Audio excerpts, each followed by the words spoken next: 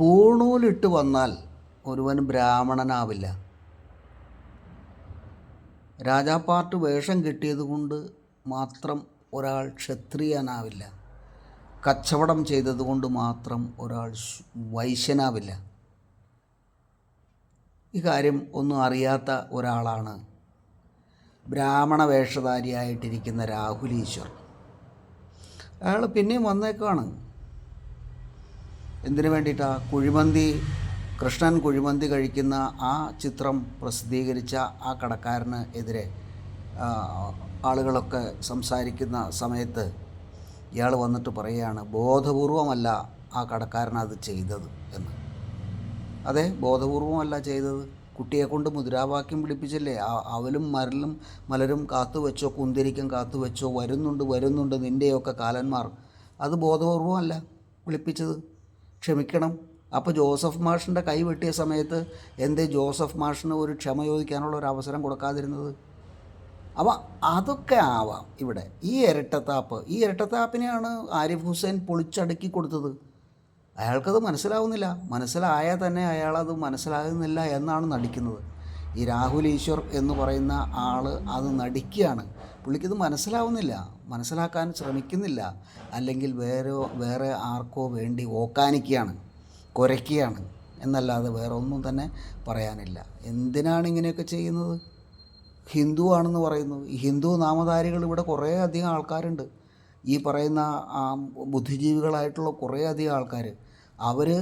നമ്മൾ ഹിന്ദുക്കൾ എന്തെങ്കിലുമൊക്കെ ചെയ്താൽ അവർക്ക് വലിയ പ്രശ്നമാണ്. അത് നമ്മളെയൊക്കെ അറസ്റ്റ് ചെയ്ത് ജയിലിൽ അടയ്ക്കാനായിട്ട് ഉള്ള പരിപാടികളൊക്കെ അവർ ചെയ്യും. അതേസമയം മുസ്ലിം നാമധാരികളായിട്ടുള്ള ആൾക്കാർ എന്തു പറഞ്ഞാലും ഒരു കുഴപ്പമില്ല. അവരെ ഒന്ന് തൊട്ട് നോക്കുക പോലും ഇല്ല. ഒന്ന് കൊണ്ടുവന്ന് ഒന്ന് ശാസിക്കുക പോലും ചെയ്യാതെ, അല്ലെങ്കിൽ കേസെടുത്ത് അവരെ ശിക്ഷിക്കണം. ആ കുട്ടീനെ ശിക്ഷിക്കണമെന്നല്ല പറയുന്നത്. എന്തുകൊണ്ടാണ് ഇങ്ങനെ ചെയ്തത് എന്ന് ചോദിച്ചാൽ മാത്രമേ ഇനി ഭാവിയിൽ നടക്കാതെ വരുള്ളൂ.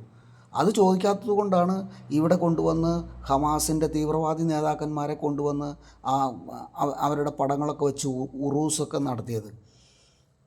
ഈ കാര്യങ്ങൾ നമ്മൾ മനസ്സിലാക്കി പോകേണ്ടതായിട്ടുള്ള ഒരു അത്യാവശ്യമുള്ള കാര്യമാണ്.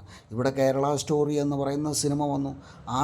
ആ സിനിമയിൽ ബീഫ് തീറ്റിക്കുന്ന, മനഃപൂർവ്വം ബീഫ് തീറ്റിക്കുക, അങ്ങനെ ഒരു സംഭവമേ ഈ ലോകത്തിലില്ല എന്ന് പറഞ്ഞുകൊണ്ടാണ് ചില കപട ബുദ്ധിജീവികൾ വന്നിരുന്ന് വാചാടവം നടത്തിയത്, വാക്കുതർക്കങ്ങൾ ഉണ്ടാക്കിയത്. ഇപ്പോൾ എന്തായി? ഷിയാസ് കരീം എന്ന് പറയുന്ന ഒരാൾ അനുവിനെ കൊണ്ട് തിന്നടി ബീഫ് നീ BJP-കാരിയാണോ എന്നൊക്കെ ചോദിച്ചില്ലേ? അതുപോലെ നമ്മുടെ TCS എന്താണ് നടന്നത്?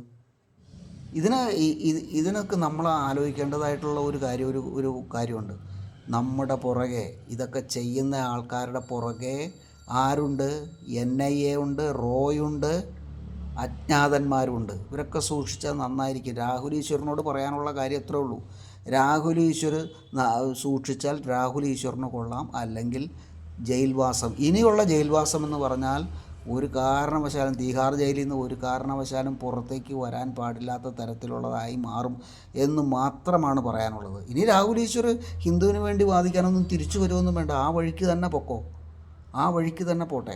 ആ വഴിക്ക് തന്നെ പോയി കാര്യങ്ങളൊക്കെ പോയി കോടികളൊക്കെ ഈ തീവ്രവാദികളുടെ കയ്യിൽ നിന്നുള്ള കോടികളൊക്കെ കിട്ടിയിട്ടുണ്ടെങ്കിൽ അത് മേടിച്ചെടുക്കുക. ഞാൻ കണ്ടിട്ടില്ലല്ലോ അയാൾക്ക് കോടി കിട്ടിയിട്ടില്ല എന്നുള്ളത് നമ്മൾ കണ്ടിട്ടില്ല. പക്ഷേ ഇയാൾ ഇങ്ങനെയൊക്കെ വാദിക്കണത് കാണുമ്പോൾ എന്തൊക്കെയോ ഇതിൻ്റെ പിന്നിലുണ്ട് എന്ന് തന്നെയാണ് നമ്മൾ സംശയിക്കുന്നത്.